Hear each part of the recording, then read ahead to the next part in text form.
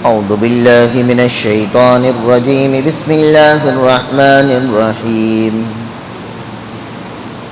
ويل لكل همزة لمزة الذي جمع مالا وعدده يحسب أن ماله وأخلده كلا لينبذن في الحطمة وما أدراك ما الحطمة نار الله الموقدة التي تطلع على الأفئدة إنها عليهم مؤصدة في عمد ممددة. تفسیر چل رہی ہے سورۃ الہمزہ سے متعلق. پہلی آیت میں یہ بات گزر چکی ہے کہ بڑی خرابی ہے ان لوگوں کے لیے جو غیبت کرتے ہیں اور طعنہ دیتے ہیں اور جو مال کو جمع کر کے رکھتے ہیں، گن گن کر بار بار رکھتے ہیں، اور یحسب ان مالہ اخلدہ، وہ گمان کرتے ہیں کہ یہ مال ان کے پاس ہمیشہ رہے گا. کل یہاں تک بات گزری. تیسری آیت میں اللہ تعالیٰ نے فرمایا کہ جو لوگ یہ سوچتے ہیں اور یہ گمان کرتے ہیں کہ ان کے پاس ان کا مال ہمیشہ رہے گا،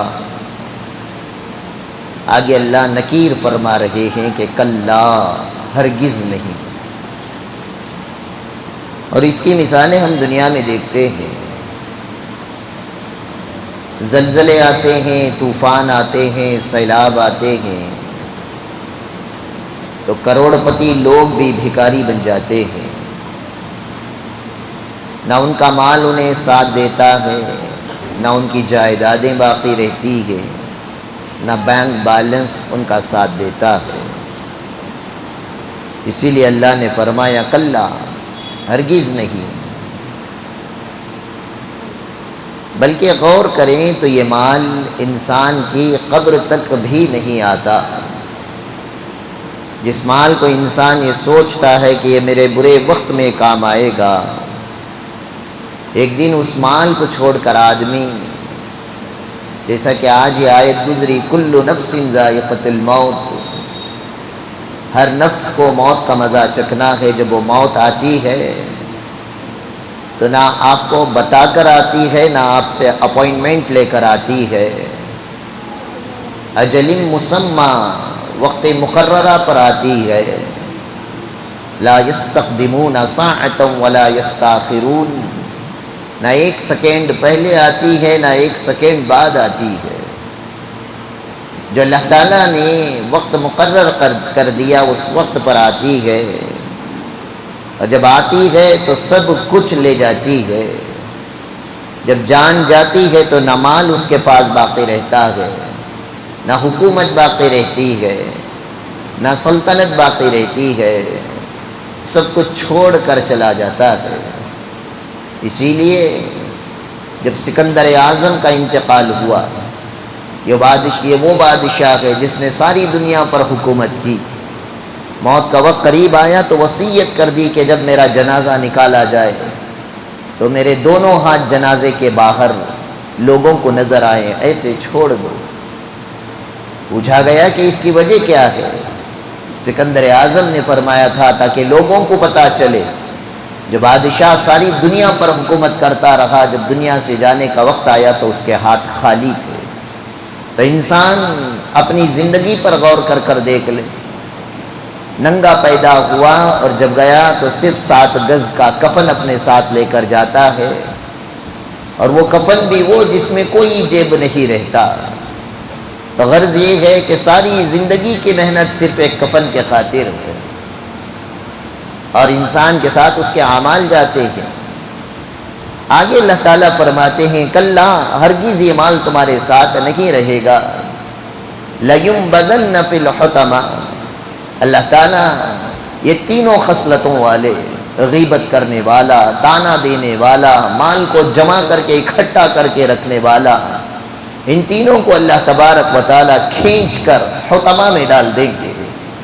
حطمہ کی تفسیر میں لکھا ہے، حطمہ اس آگ کو کہتے ہیں اس آگ کے اندر کوئی بھی چیز ڈال دے تو وہ آگ ہر چیز کو توڑ پھوڑ دے گی، اتنی سخت آگ ہے۔ آگے اللہ تعالیٰ فرماتے ہیں وما ادراک ما الحطمہ، تم کیا جانتے ہو کہ یہ کیسی آگ ہے؟ اللہ تعالیٰ اس آگ کی سختی کو بیان کر رہے ہیں تاکہ لوگوں کو پتہ چلے کہ کوئی معمولی آگ نہیں ہے۔ انسان دنیا کی آگ میں دیکھ لیں، تھوڑا سا آگ اگر کسی کے بدن پر لگ جاتی ہے سارا بدن پھل جاتا ہے، چیخ و پکار تمنا کرتا ہے کہ ایسی جل کر زندگی گزارنے سے بہتر ہے کہ اللہ مجھے موت دے دیتا، اتنی تکلیف۔ اور یہ وہ آگ ہے جس کو کئی دفعے دھونے کے بعد دنیا میں اللہ تعالیٰ نے بھیجا۔ جہنم کے آگے اللہ تعالیٰ فرما رہے ہیں نار اللہ الموقدہ، یہ کوئی معمولی آگ نہیں ہے، اس آگ کی نسبت اللہ تبارک و تعالیٰ سے ہے۔ اللہ جتنے بڑے رحمان ہیں، رحیم ہیں، کریم ہیں، مہربان ہیں، ایسے اللہ تعالیٰ کی ایک صفت ہے، اللہ قہار بھی ہے، اللہ جبار بھی ہے۔ اللہ جب پکڑنے پہ آتے ہیں تو کوئی اللہ کی پکڑ سے نہیں بچ سکتا۔ حتیٰ کہ حضور اکرم صلی اللہ علیہ وسلم نے صحابہ سے فرمائے صحابہ اللہ کے فضل کے علاوہ کوئی آدمی جنت میں داخل نہیں ہو سکتا۔ تو صحابہ نے پوچھ لیا اللہ کے نبی آپ بھی؟ حضور اکرم صلی اللہ علیہ وسلم نے فرمایا ہاں ہاں میں بھی، اگر اللہ کا فضل نہ ہوا تو میں بھی جنت میں داخل نہ ہونے کا۔ اللہ تعالیٰ کا فضل ہے، اللہ تعالیٰ کا کرم ہے، احسان ہے، ہمیں اتنی نافرمانیاں کرنے کے باوجود اللہ تعالیٰ نے ہمارے عیبوں کو چھپا کے رکھا ہے۔ راحت آرام اور آسائش کی زندگی اللہ تبارک و تعالیٰ نے دے رکھی ہے، ورنہ اللہ تبارک و تعالیٰ جتنے رحمان اور رحیم ہیں اتنے ہی قہار اور جبار بھی ہیں، غضبناک بھی ہیں۔ اسی لیے دیکھیں جس آدمی کو جلدی غصہ نہیں آتا ہے نا، اس آدمی کو دیکھیں جب غصہ آتا ہے تو بڑا ڈینجر آتا ہے۔ جس آدمی کو بات بات پر غصہ آ جاتا ہے اس کا غصہ 5 منٹ میں چلا بھی جاتا ہے، لیکن جس آدمی کے مزاج میں جلدی غصہ آنا نہیں رہتا اس کو کبھی کبھی غصہ آتا ہے، جب آتا ہے تو بہت دیر تک باقی رہتا ہے، اس لیے کہ اس کی جتنی ٹھنڈی صفت ہے اتنی ہی اس کی گرم صفت بھی ہوا کرتی۔ اللہ تعالیٰ جیسے رحمان اور رحیم بے انتہا ہیں، اللہ کے رحم کے سامنے کوئی آدمی رحمانیت کا دعویٰ نہیں کر سکتا، ایسے اللہ کا غیظ، اللہ کا غضب، اللہ کا جلال ہے کہ اللہ کے جلال کے سامنے کوئی ٹک نہیں سکتا۔ فرعون کی فرعونیت نہ ٹک سکی، نمرود کی نمرودیت ٹک نہیں سکی، قارون کی قارونیت ختم ہو گئی، شداد کی شدادیت ختم ہو گئی، تو میں اور آپ کس کھیت کی مولی کے؟ اللہ تعالیٰ نے فرمایا کہ یہ حطمہ کی جو آگ ہے یہ کوئی معمولی آگ نہیں، نار اللہ، اللہ کی آگ ہے۔ آگے فرمایا الموقدہ، جس کو بھڑکائی گئی ہے، جس کو سلگائی گئی ہے، جس کو تپایا گیا ہے۔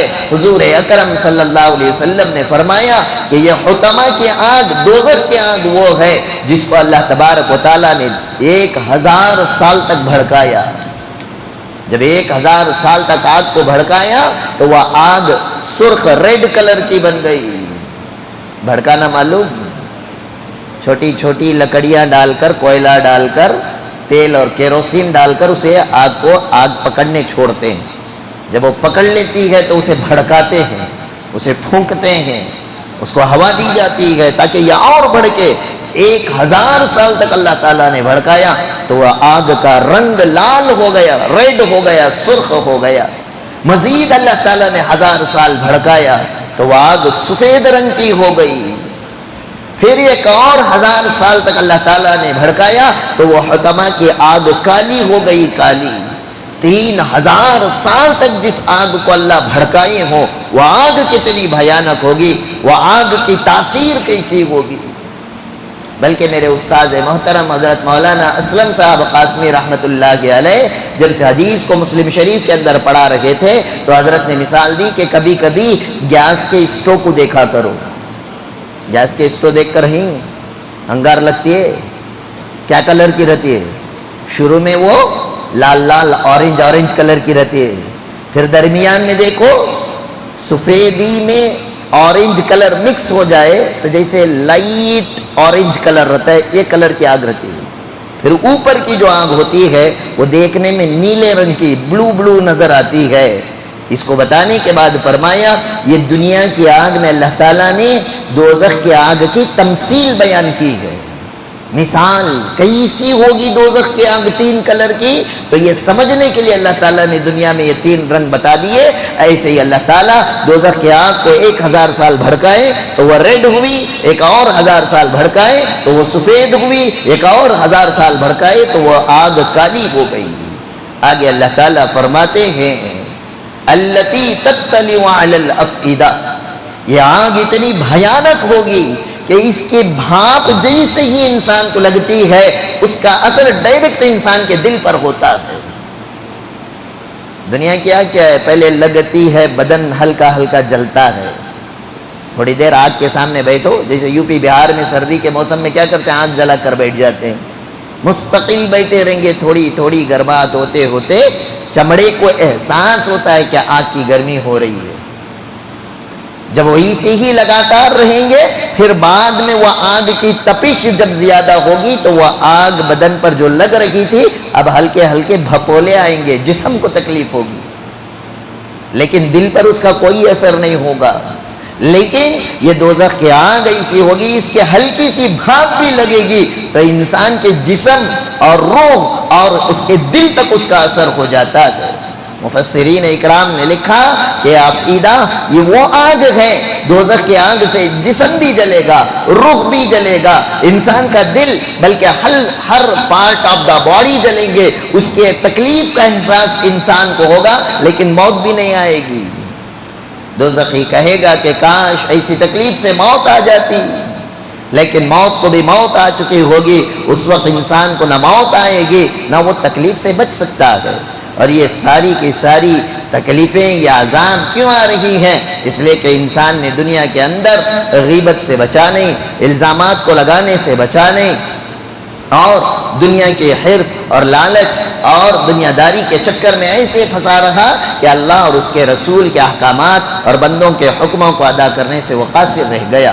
اللہ تبارک و تعالیٰ سے دعا ہے اللہ تبارک و تعالیٰ مجھے اور آپ کو غیبت سے محفوظ فرمائے، طعنہ زنی سے محفوظ فرمائے، دنیا کے حرص میں آ کر دنیا کے جمع کرنے سے اللہ ہم سب کی حفاظت فرمائے۔ کل اخیر میں ایک سوال کا پرچہ آیا تھا، فجر اور عصر کے بعد قرآن کی تلاوت کے وقت اگر سجدے کی آیت آئے تو کیا سجدے کو ادا کر سکتے ہیں یا نہیں؟ یاد رکھیں حدیث پاک میں آیا ہے فجر اور عصر کی نماز کے بعد کسی بھی نماز کو پڑھنے سے منع کیا گیا، کسی بھی نماز کو پڑھنے سے منع کیا گیا ہے، کسی سجدے کو یا سجدے تلاوت کو یا سجدے سہو کو ادا کرنے سے منع نہیں کیا گیا۔ اگر آپ تلاوت کر رہے ہیں دوران تلاوت عصر کے بعد یا فجر کے بعد قرآن مجید کی جو آیتیں سجدے کی ہیں یا اگر آ گئی اس کو تلاوت فرما لیا ہے تو آپ فجر اور عصر کے بعد بھی سجدے تلاوت کر سکتے ہیں۔ پرسوں ایک سوالیہ پرچہ آیا تھا جس میں 3 سوالات ہیں۔ اس میں سوال نمبر 1 ہے کہ روزہ کب اور کیسے فرض ہوا؟ حضور اکرم صلی اللہ علیہ وسلم مکۃ المکرمہ سے ہجرت کر کر مدینہ طیبہ آ گئے۔ مدینہ طیبہ آنے کے 1.5 سال کے بعد، کتنے سال کے بعد؟ 1.5 سال کے بعد ایک آیت کریمہ نازل ہوئی، شہر رمضان الذی انزل فیہ القرآن، شہر مہینہ، رمضان کا مہینہ، الذی جس میں انزل نازل کیا گیا القرآن، اس مہینے میں کیا نازل کیا گیا؟ قرآن مجید کو نازل کیا گیا۔ ھدی للناس وبینات من الھدی والفرقان، اللہ تعالیٰ نے اس قرآن مجید کے اندر سراپا ہدایت رکھا ہے ساری انسانیت کے لیے، وبینات من الھدی والفرقان، اور حق اور باطل کے درمیان فرق کرنا اس قرآن مجید کی ایک خاص اسپیشلٹی ہے، سچ کو سچ، جھوٹ کو جھوٹ، غلط کو غلط، سچ کو سچ بیان کرتا ہے یہ قرآن۔ آگے اللہ تعالیٰ نے فرمایا فمن شہید، جس نے پا لیا، منکم اس مہینے کو تم میں سے، فمن شہد منکم الشہر فلیصم، اس کو چاہیے کہ وہ آدمی کیا کرے؟ روزہ رکھے۔ اس آیت کے ذریعے سے بہت سارے مفسرین فرماتے ہیں اللہ تبارک و تعالیٰ نے رمضان المبارک کے روزے فرض فرمائے۔ اور یہ آیت کب اتری، تاریخ کیا تھی؟ کیونکہ سوال ہے روزے کب اور کیسے فرض ہوئے۔ کیسے فرض ہوئے؟ قرآن مجید کے ذریعے سے۔ کب فرض ہوئے؟ شعبان کی 10 تاریخ کو۔ شعبان کی 10 تاریخ سن 2 ہجری، ہجرت کر کے 2واں سال تھا۔ شعبان کی 10 تاریخ کو اللہ تعالیٰ نے یہ آیتیں اتاری۔ اس آیت کے ذریعے سے رمضان المبارک کے روزے فرض ہوئے۔ شعبان کے 20 دن گزرنے کے بعد صحابہ نے پہلے رمضان کے روزے سن ہجری 2 میں رکھے۔ اللہ کے نبی صلی اللہ علیہ وسلم کو اپنی ساری زندگی میں 9 رمضان ملے۔ کتنے رمضان ملے؟ 9 رمضان۔ اور 9 رمضان میں حضور اکرم صلی اللہ علیہ وسلم نے روزوں کا اہتمام فرمایا۔ دوسرا سوال، کس کس قوم پر روزے فرض تھے؟ ایک آیت میں اللہ تعالیٰ فرماتے ہیں یا ایھا الذین آمنوا، اے ایمان والو، کتب علیکم الصیام، تم پر روزے فرض کر دیے گئے، کما کتب علی الذین من قبلکم، ایسے ہی جیسے تمہارے سے پہلے آئی ہوئی تمام قوموں پر اللہ تعالیٰ نے روزے فرض فرمایا تھا۔ تو اس آیت سے معلوم ہوا کہ اللہ تعالیٰ نے پچھلی قوموں پر بھی روزے فرض فرمائے۔ ایک حدیث میں آتا ہے کہ حضرت آدم علیہ السلام کی امت پر اللہ تعالیٰ نے ایام بیز کے روزے فرض فرمائے تھے۔ ایام بیز کہتے ہیں، ایام کے معنی یوم، ڈے، یوم کا پلورل آتا ہے ایام، ڈیز۔ بیز کہتے ہیں بیضاء سے، وائٹ ڈیز کے۔ وائٹ ڈیز کون سے ہیں؟ جس میں چاند مکمل نظر آتا ہے، چاند کی 13 تاریخ، چاند کی 14 تاریخ، چاند کی 15 تاریخ۔ ہر مہینے میں یہ 3 روزے ہمارے نبی صلی اللہ علیہ وسلم نے ہمارے لیے سنت قرار دیا، لیکن حضرت آدم علیہ السلام کے لیے یہ روزے کیا تھے؟ فرض تھے۔ اور رمضان سے پہلے یعنی سن 2 ہجری میں رمضان کے روزے فرض ہوئے۔ اس سے پہلے اللہ کے نبی صلی اللہ علیہ وسلم مکے میں 13 سال اور مدینے میں 1.5 سال، 14.5 سال جو اللہ کے نبی صلی اللہ علیہ وسلم نے زندگی گزاری، ان 14.5 سالوں کے اندر عاشورے کا روزہ فرض تھا۔ عاشورہ معلوم؟ محرم کے 10 تاریخ کا روزہ۔ تو اللہ کے نبی صلی اللہ علیہ وسلم پر جب یہ رمضان کے روزے کی فرضیت والی آیت نازل ہوئی، اللہ کے نبی صلی اللہ علیہ وسلم نے عاشورے کی فرضیت کو ساقط کر دیا۔ اس کے بعد سے محرم کے عاشورے کے روزے اس امت کے لیے سنت قرار دیے گئے۔ تیسرا سوال، کوئی ایسا عمل بتائے جو رمضان کے مہینے میں کرے تو اللہ سبحانہ و تعالی ہم سے راضی ہو جائے۔ بھائی سارا رمضان ہی اللہ دیا ہے ہم سے راضی ہونے کے لیے۔ اللہ تعالیٰ نے جو آیت میں نے پڑھی ہے قرآن مجید کی، تم پر روزے فرض کیے گئے ایسے ہی جیسے تم سے پہلوں پر فرض کیے گئے، کیوں؟ لعلکم تتقون، تاکہ تم متقی، پرہیزگار، نیک، پرہیزگار، اللہ کے پسندیدہ بندے بن جاؤ۔ جو آدمی روزوں کا اہتمام کرتا ہے اور روزے کو روزے کی طرح رکھتا ہے، روز جیسے نہیں رکھتا ہے، تو اس کا روزہ اس کے اندر تقوی پیدا کرتا ہے۔ اور تقوی والا انسان اللہ تبارک و تعالیٰ کو بہت پسند ہے۔ اللہ تعالیٰ نے کئی جگہ قرآن میں فرمایا ان اللہ یحب المتقین، اللہ تعالیٰ متقی لوگوں کو پسند کرتا ہے، بلکہ متقیوں سے پرہیز کرتا ہے۔ تو خاص کر رمضان میں وہ اعمال جس اعمال سے اللہ راضی ہو جائے، ایک تو روزہ ہے اور دوسرا تراویح۔ دوسرے کیا ہے؟ تراویح۔ تیسری عبادت اعتکاف، اخیر عشرے کے 10 دن کا اعتکاف کرنا، یہ بھی صرف رمضان کی عبادت ہے۔ رمضان کے علاوہ یہ عبادت نفل تو ہو سکتی ہے لیکن سنت نہیں ہو سکتی۔ اس کے علاوہ تاقراتیں، یعنی 21، 23، 25، 27، 29 کی رمضان کی یہ جو راتیں ہیں یہ تاقراتیں ہیں۔ ان راتوں میں انفرادی عبادت کرنا ہے۔ انفرادی معلوم؟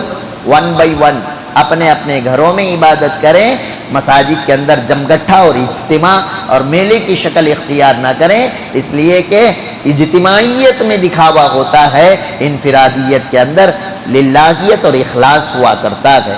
تو تاقراتوں کی عبادت سے بھی اللہ تعالیٰ اپنی رضا اور خوشنودی عطا فرماتے ہیں۔ اسی طرح قرآن مجید کی تلاوت، یہ مہینہ نزول قرآن کا مہینہ ہے، اور اس میں زیادہ سے زیادہ نبی کریم صلی اللہ علیہ وسلم، صحابہ، ہمارے اکابر و اسلاف اور بزرگان دین سب سے زیادہ قرآن مجید کی تلاوت اسی مہینے میں کیا کرتے تھے۔ اس کے بعد آپ نے فضائل رمضان میں حضرت شیخ کی جو سب سے پہلی حدیث ہے، وہ حدیث آپ نے سنی ہوگی، قد اظلکم شہر عظیم، کہ اللہ تعالیٰ، اللہ کے نبی صلی اللہ علیہ وسلم نے شعبان کے اخیر دنوں میں صحابہ کو اکٹھا کیا اور ایک بہترین خطبہ بیان فرمایا، اور اس کے اخیر میں فرمایا کہ 4 چیزوں کو لازمی پکڑو۔ کتنی چیزوں کو؟ 4 چیزیں۔ وہ کیا 4 چیزیں ہیں؟ اللہ کے نبی صلی اللہ علیہ وسلم نے فرمایا، پہلی چیز اس مہینے میں کلمے کی کثرت، لا الہ الا اللہ کی تسبیح کثرت سے پڑھا کرے، اس لیے کہ تسبیحات سے انسان کے اندر، دل کے اندر کا میل ختم ہوتا ہے اور اللہ تعالیٰ نورانیت پیدا کرتے ہیں۔ اور دوسرا فرمایا استغفار کی کثرت، استغفر اللہ، یا استغفر اللہ الذی لا الہ الا هو الحی القیوم واتوب الیہ، یا استغفر اللہ ربی من کل ذنب وخطیئۃ واتوب الیہ۔ یہ تینوں استغفار میں سے جو استغفار آپ کو پسند ہے یا آسانی سے آپ کو آ جاتا ہے، اس استغفار کا اہتمام کریں۔ اور اخیر کی 2 چیزیں اللہ کے نبی صلی اللہ علیہ وسلم نے بیان فرمایا، جنت کو طلب کرو، دوزخ سے پناہ مانگو۔ جنت کو طلب کرو، دوزخ سے پناہ مانگو۔ اس کے لیے دعا بھی اللہ کے نبی نے سکھائی، اور اللہ کے نبی صلی اللہ علیہ وسلم اس دعا کا اہتمام بھی کرتے تھے، اللہم انی اسألک الجنہ واعوذ بک من النار، اللہم اجرنا من النار، یا مجیر یا مجیر یا مجیر۔ اس دعا کا کثرت سے اہتمام کریں۔ جو آدمی ان عبادتوں کا اہتمام کرتا ہے، اسی فضائل اعمال میں اخیر میں حضرت شیخ الحدیث نے ایک لمبی چوڑی حدیث بیان فرمائی کہ جب روزے دار سارا مہینہ روزے کے رکھا، تراویح کا اہتمام کیا، اعتکاف کیا، قرآن مجید کی تلاوت کیا، استغفار کیا، ذکر و اذکار کرتا رہا، تاقراتوں میں عبادتیں کی، جنت کو مانگا، دوزخ سے پناہ مانگا، یہ جب آدمی اس طرح کی عبادت کرنے والا جیسے ہی شوال کا چاند دیکھ کر عید کی نماز ادا کرنے کے لیے عیدگاہ کو جاتا ہے، تو اللہ تعالیٰ فرشتوں کے ذریعے سے ایسے ایمان والوں کا اکرام اور ویلکم فرماتے ہیں۔ اللہ تعالیٰ فرشتوں سے کہتے ہیں، جاؤ میرے بندوں میں جا کر اعلان کر دو، قد رضیتمونی، کہ تمہارے ان اعمال کی وجہ سے میں تم سے راضی اور خوش ہو گیا، مغفور لکم، آج میں تمہیں مغفرت کا پروانہ عطا کرتا ہوں۔ تو سوال یہ تھا کہ رمضان میں کوئی ایسا عمل بتائے جس سے اللہ تعالیٰ راضی اور خوش ہو جائے، تو اللہ تعالیٰ فرماتے ہیں ان اعمال کی وجہ سے میں تم سے راضی بھی ہوتا ہوں، اور بونس کی شکل میں تمہیں مغفرت بھی عطا کرتا ہوں۔ اللہ تبارک و تعالیٰ سے دعا ہے اللہ تعالیٰ مجھے اور آپ کو رمضان کی تمام تر عبادتوں کا اہتمام کرنے، اللہ تعالیٰ کی رضا اور خوشنودی حاصل کرنے کی توفیق عطا فرمائے۔ سبحان اللہ و بحمدہ، سبحان اللہ و بحمدہ، اشہد ان لا الہ الا انت استغفرک و اتوب الیک۔ سبحان ربک رب العزۃ عما یصفون وسلام علی المرسلین والحمد للہ۔